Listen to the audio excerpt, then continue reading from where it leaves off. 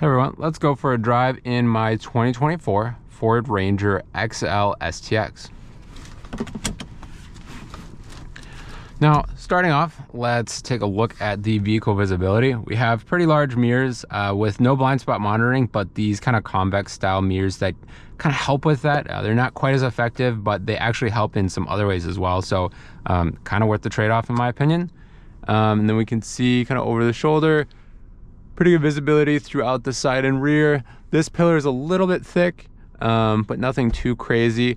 The glass on this is not tinted at all, so I feel like I'm in a fishbowl, but it also means that I have pretty good visibility. We have our rear view mirror right here. It is not auto dim, just kind of the manual folding, but you're up nice and high, so you don't get quite as much glare in this one. Now, setting off. This one has the 2.3 liter EcoBoost with 270 horsepower, 310 foot-pounds of torque. It's reasonably peppy, and it's pretty quiet in here actually. For being a pretty basic truck, the sound deadening is pretty on point. This is also pretty easy to drive around. It's a really good size of a vehicle. It's about 6'2" tall in four-wheel drive configuration as it is here. And in Seattle, where a lot of these garages can be kind of tight, both width and height, it's pretty nice to have a vehicle that's about 75 inches wide and about those 6'2" tall, so about 74 inches tall. Definitely a lot more reasonable than an F-150 at around 80 inches wide and a couple inches taller in four-wheel drive configuration.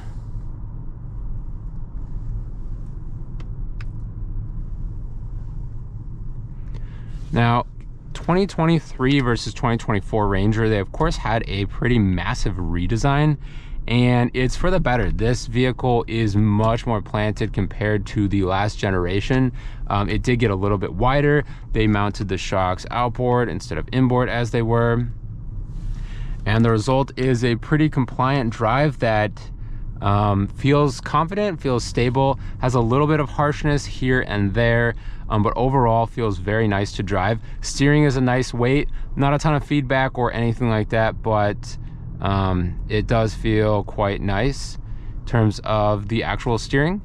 The brakes and gas pedal modulation are also pretty good. Throttle calibration could be a little bit more aggressive in my opinion for the base normal mode mapping, but it's fine for what it is. For example, the Bronco, which is built at the same plant, has a much more aggressive normal mapping. So yeah, it could be a little bit more similar to that. I think would be a little bit better fit for this truck. With this generation of the Ranger, they went to an electronic setup instead of the old vacuum-based setup, and this is much better. Has really solid feelings. I've seen a couple of reports of them being kind of soft and mushy. Not sure if that's a early production issue or what's going on with that, but mine feel pretty solid. Again, just kind of mentioning, it's very quiet in here, very pleasurable to just drive around in. With this one having the screen right here versus my last vehicle, which was a 2024 Mustang, the screen is much lower, and to actually kind of see all the the CarPlay and other things like that, you do have to look a lot farther down, especially considering it's of this vertical orientation. So with that being said, I kind of would prefer it being a little bit higher up and with more horizontal, even if that meant they kind of do the iPad style. I just think it's a little more safe and a little bit better constructed for a lot of things. It definitely makes seeing that screen a little bit easier, especially when you don't have heads-up display and other features of that type.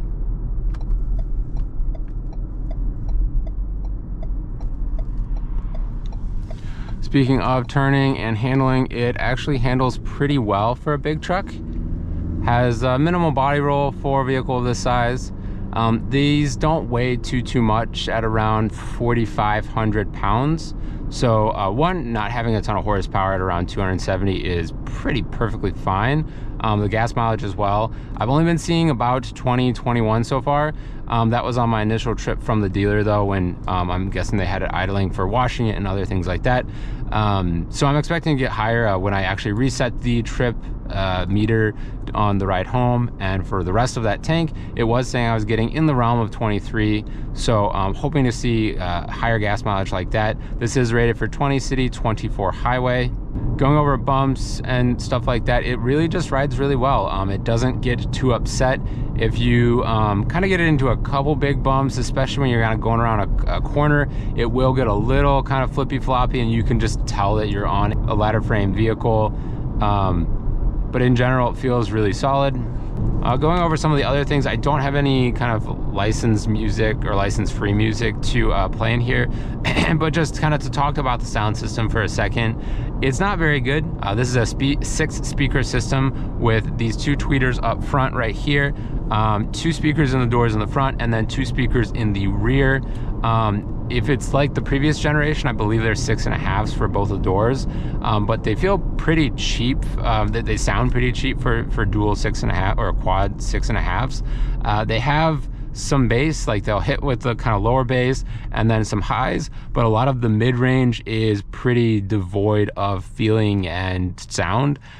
So it's definitely not a good sound system. It's pretty low end, and that's actually something that I'm considering upgrading if I do keep this vehicle more longer term. If I'm just going to keep it for the next year or so, probably won't upgrade it. It's fine, it's okay, it's adequate, but it's definitely not pushing the realm of being pleasurable, I guess.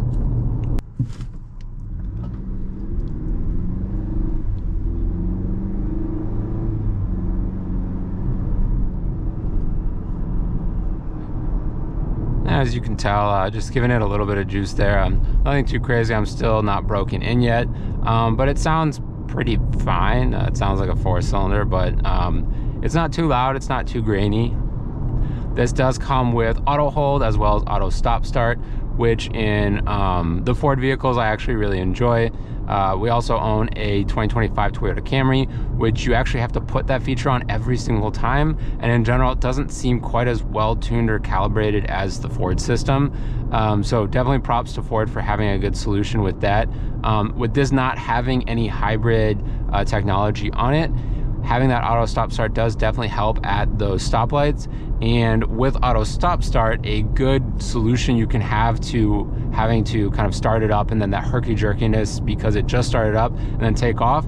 When you kind of preemptively know you're going to be going, so let's say you're third in line at a red light and the light turns green, before everyone's actually started moving, you can stab the gas pedal real quick, which will go ahead and start up that engine again, and then you'll be ready to take off there in the next couple of seconds once it actually starts up and has settled down for a second, and it's pretty smooth actuation past that point. One of the biggest things I found about this truck in driving it for the past, I don't know, 375 or 275 miles, I picked it up with about 27 miles on it. It's just how easy it is to drive on the road. It's a good size, so staying inside the lanes is pretty easy. It definitely inspires confidence with the steering feel, brake feel, gas pedal feel, and you just feel you feel up nice and high. The seat has really good adjustment in here, especially with that lumbar. You get good height, you can kind of find a really good comfortable position, and also just comparing this to some of the other vehicles in its class, the Tacoma, the Chevy Colorado, GMC Canyon and stuff, not all of those on their basic trucks actually have good touch points for the driver. Again, this steering wheel is pretty grainy. It's this polyurethane material here, but where you actually put your elbows is a nice material. So we have this nice material down here. It's nice and cushioned, and then also here on the center console, it's super padded, so getting a comfortable position is pretty easy. Being much taller, I do get kind of a face full of B-pillar here when I turn, but it's nothing crazy and it's something I'm used to, so.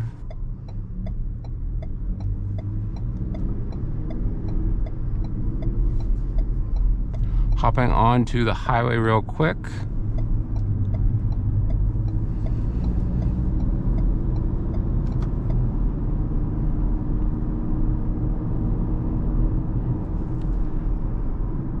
One of the other options here for the regular Ranger in terms of powertrain is, of course, the 2.7 liter V6, which I've had in multiple vehicles. I had it in a 2021 F-150 as well as a 2022 Ford Bronco.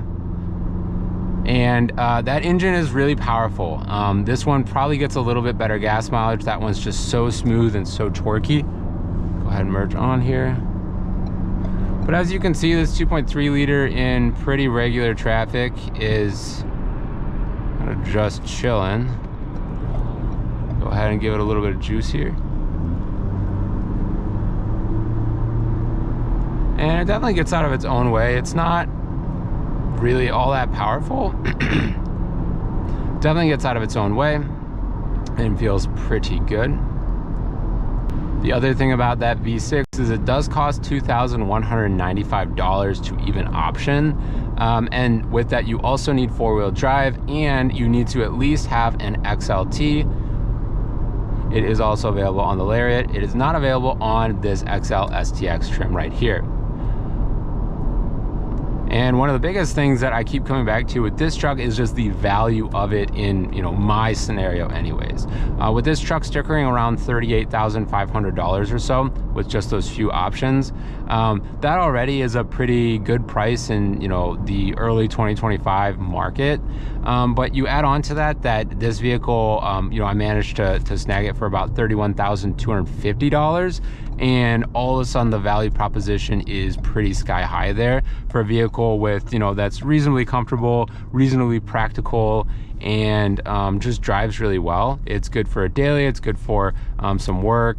The only option that I've actually added onto it so far has been the Line X bed liner, and I'm actually really happy with that so far, how that turned out, as well as how it's held up over the past couple of days with me throwing some different stuff in there and having a bucket that was kind of flopping all over the place. Super excited to have this vehicle for the foreseeable future and go through some of the potential upgrades that I might do with it. So stay tuned, like and subscribe, and be ready for more in the near future. Thanks everyone.